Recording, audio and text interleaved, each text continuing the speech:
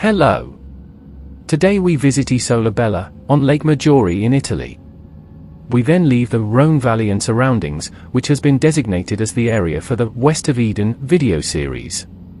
This video, in fact, does not follow the numbering order of the other episodes because it is to be considered an appendix to the main story. And it is not only placed outside the geographical area of reference, but also in a different timeline. It starts in Munster, in the canton of Valais, Switzerland. In order to reach Lake Maggiore, it is possible to use the gorge that opens up in front of us, which would mean climbing over the Blinnenhorn. Instead, we head towards Ulrichen, further northeast, to climb up to the Greasy Dam.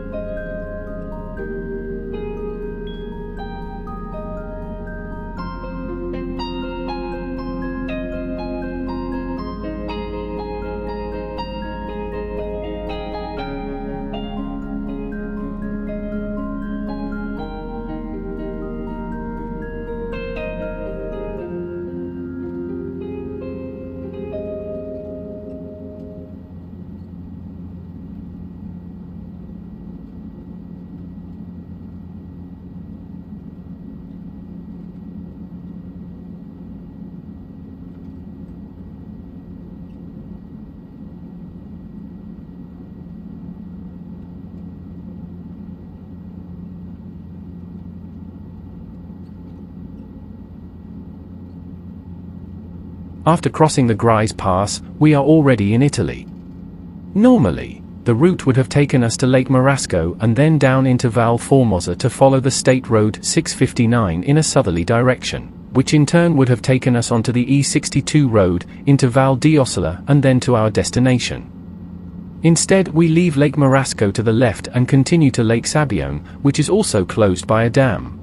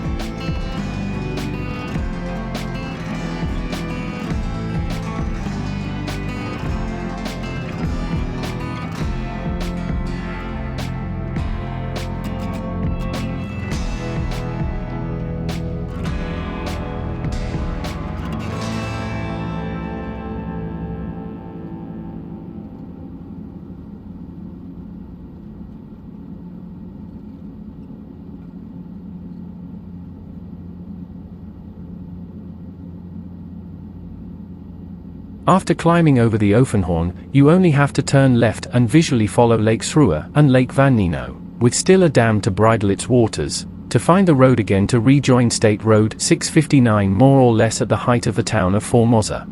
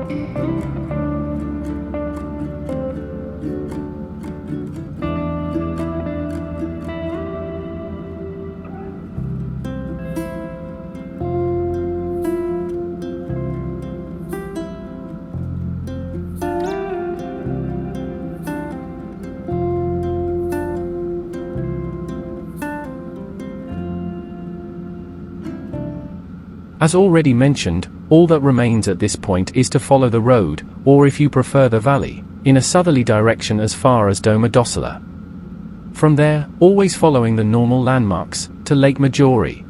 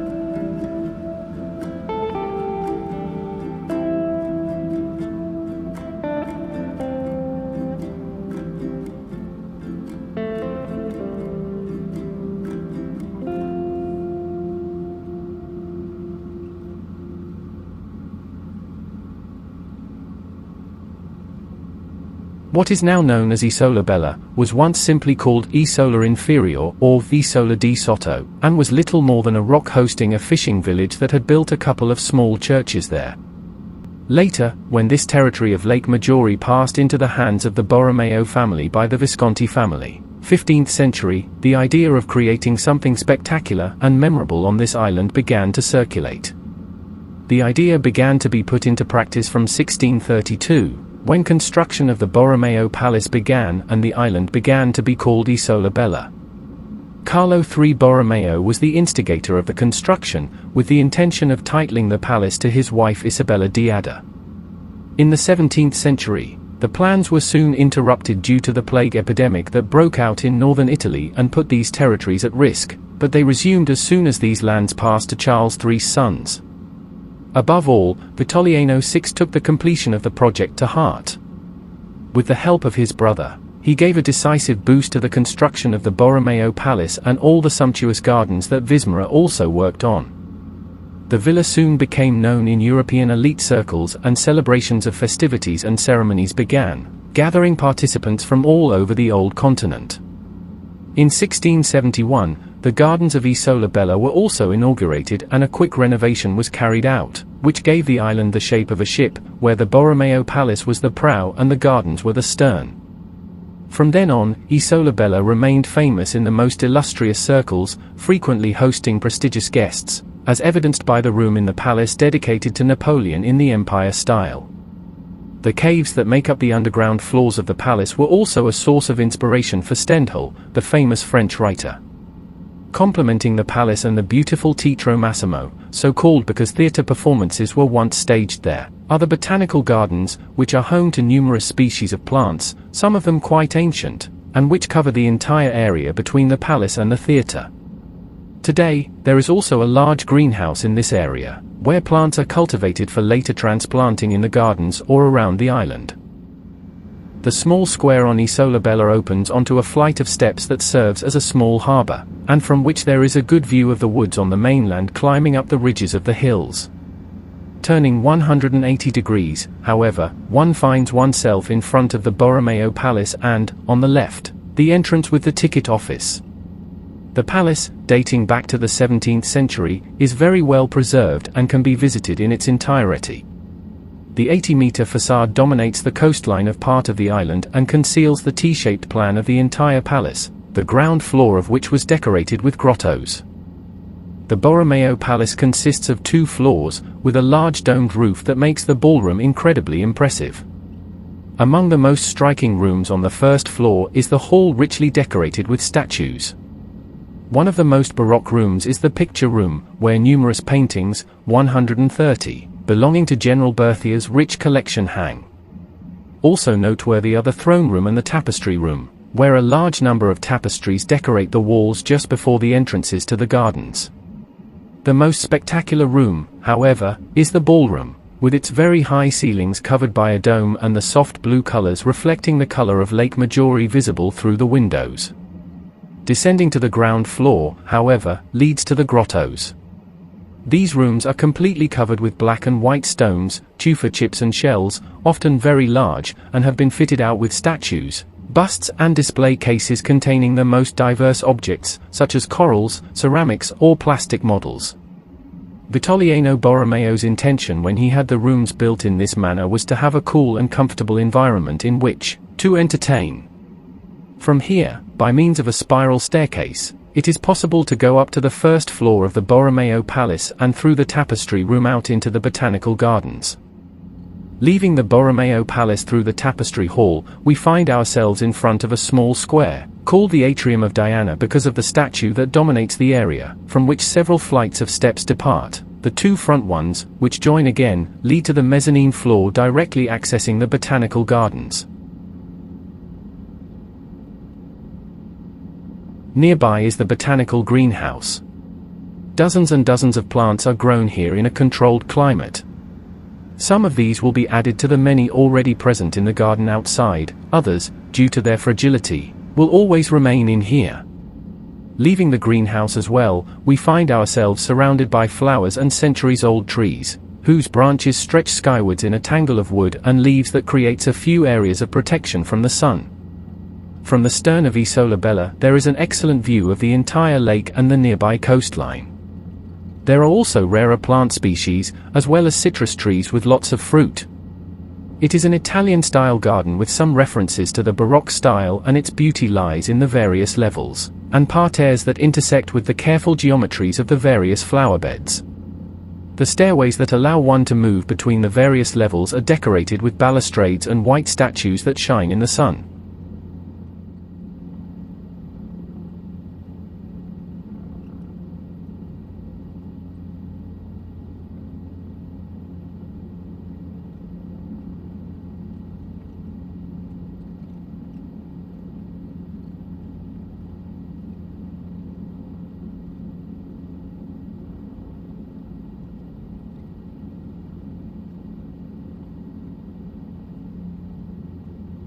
The heart of the botanical gardens is the most scenic as well as the best-known part, and this is the Teatro Massimo, a tall building of statues depicting mythological subjects and shells, alternating with stairways that give rise to several terraces at the back of the structure.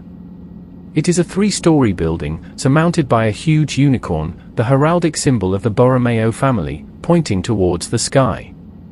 Underneath, a fountain receives the splashes of water that make the plants and flowers planted at the base of the Massimo Theatre even greener. It is an unmissable spectacle, an example of majesty and ostentation as well as a tribute to nature.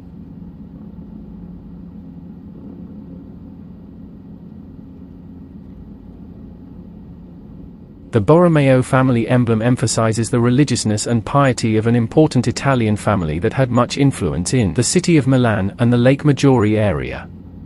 Related to various pontiffs, they were also very influential for the Catholic Church during the Counter-Reformation period, especially with Cardinals Carlo and Federico. The inscription, in rigidly vertical Gothic characters, implies humility before God and virtue.